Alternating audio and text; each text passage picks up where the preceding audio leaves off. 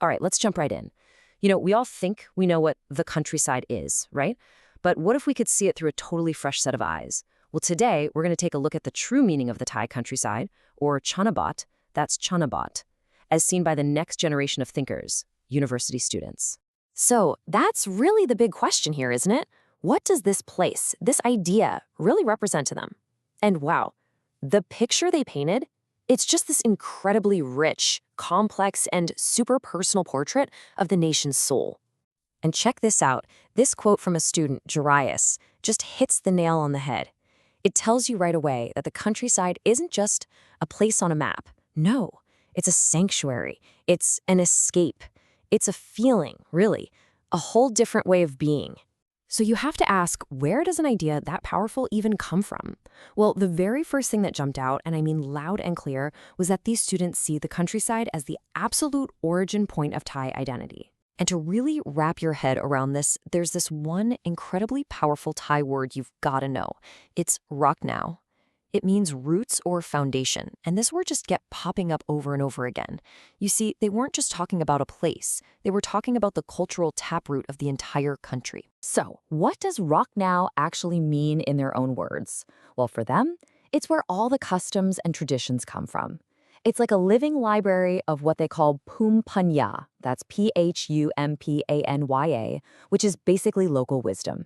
And get this, they see it as the preserver of the original Thai way of life. It's not some backwards place to them. No, it's the foundation that cities were literally built on. One student said something that really stuck with me. Without that foundation, cities might not even exist. But okay, this whole idea of a foundation isn't just about culture and history. It gets way more concrete. The students painted this really vivid picture of the countryside as the tangible, economic engine that, actually keeps the entire nation running. And here's another key phrase you absolutely have to know to get this. It's u khao u nam. That's u khao u nam. Literally, it means cradle of rice, cradle of water. But it's so much more than that, right? It's this deep cultural idea about a land of abundance. It's how Thais often talk about their country being the nation's food bowl. And for these students, the countryside is the u khao u nam. I mean, think about it. They see it as the absolute bedrock of food security. It's where the rice and crops that feed everyone come from. It's the source for raw materials. It's where a huge chunk of the workforce in the cities originally comes from. And yeah, it's a massive draw for tourism. So the takeaway here is crystal clear. From their perspective, the city would just grind to a halt without the countryside. Okay, so we've got the cultural roots. We've got the economic lifeblood, but the picture isn't complete. Not even close. Until we zoom in on the human element. We're talking about the social fabric, the quality of life, something the students described over and over again as just precious and completely unique. And the way they contrast the two lifestyles is, wow, it's just so stark. On one hand, you've got the countryside, simple, slow-paced, super close-knit, a place of sincerity and helping each other out. And on the other hand, the city, rushed, anonymous, competitive. And listen, these aren't just cliches they're throwing around. These are pulled straight from their own lives, their own experiences of moving between these two worlds. They feel this difference every single day. And this quote from Jarrett Kwangkal, man, it just stops you in your tracks. It gets right to the heart of it all. He's not romanticizing it, right? He acknowledges the hardship and inconvenience. But then he says the real strength, the thing that matters most, is human connection. In a world that's all about the individual, the idea that we still have each other on this earth, that's the real treasure. This deep connection to people and place, it literally shapes the world around them. And that brings us to the architecture.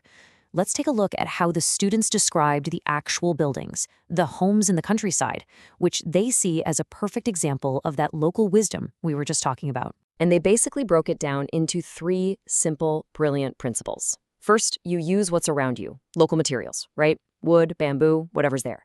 Second, you adapt to the climate, and you do it intelligently. So many of them talked about the classic stilt house, which is just genius, right? It protects you from floods, and it lets the air flow to keep things cool. And third, and this is key, you design for how people actually live. That open space under the house, the tithe one, that's not wasted space. No way. It's a workshop, it's storage, it's the social hub where life happens. This is architecture born out of pure necessity and wisdom. So when you start to weave all of this together, the culture, the economy, the community, it becomes so incredibly clear. For this generation, the countryside is not just some place on a map. It is a living, breathing idea that literally holds the nation's past, its present, and its future all at once. So if you had to boil it all down, it comes to this one really powerful idea. The countryside is doing three crucial jobs at the same time. It's the nation's memory, holding on to all of that cultural history. It's the nation's food bowl, making sure everyone gets fed. And it's a human sanctuary, protecting a way of life that's built on community and just being there for each other. And here's a little twist that I found just fascinating. Maybe the most telling part of this whole story is how these students expressed all these timeless traditional values. Get this, a lot of them used AI. Yeah, artificial intelligence. I mean, think about that for a second. They're using tools like ChatGPT to help them put into words their deepest feelings about tradition and culture. It's just this incredible intersection of ancient wisdom and brand new cutting-edge tech. And all of this really leaves us with one big, vital question.